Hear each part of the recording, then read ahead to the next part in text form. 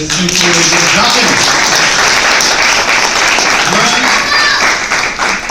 Look, I speak, and it's like, it's one thing to know something, but it's another thing to get in front of y'all and let it flow. And one thing I know, it's been just rivers up here, like they just been pouring out. So I hope y'all been taking notes, because everything they said was very insightful and can be applied. Now, I know y'all been here for a while. I'm gonna be as quick as I can be to just prove the point. We're all here for solutions, right? Solutions? Okay, now. We got Mama Shoe here. Does anybody even know what shoe means? What is shoe? He said the balance of air. A lot of people don't know. Shoe is electricity. Shoe is power. I see. Shoe is power. Which I know y'all hear her power up here, right? Okay, so what we got here is a bunch of green muck. It's like, okay, what's the point of the green muck? And then we got a bunch of leaves in this bag. What are these leaves? And then I got this little terrarium right here. It's like, I know he's going somewhere with this, right? All right, so what I'm gonna do is set something up real quick. My little beer cups, right? So I got some zinc and copper electrodes. Okay, zinc and copper, same minerals that are in our body.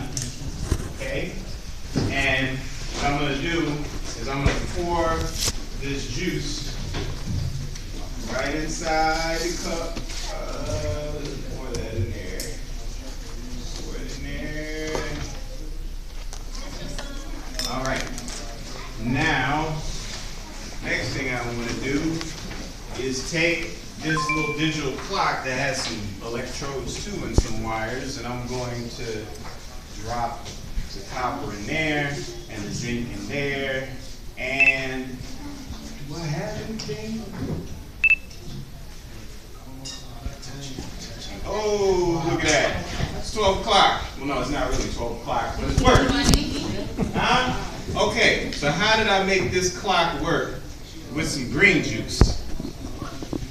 Well, I am from St. Croix, which is an island out of the Virgin Islands, and I currently went back after 30 years. I left when I was 5, took me 30 years to get back. The minute I get home, I got something on my mind. I'm like, man, when I go back home, I gotta be able to come back with something substantial for my community. We need power, because we keep yelling black power, right? Black power, and that's exactly the power we get when they shut our lights off. That's right. You know what I'm saying?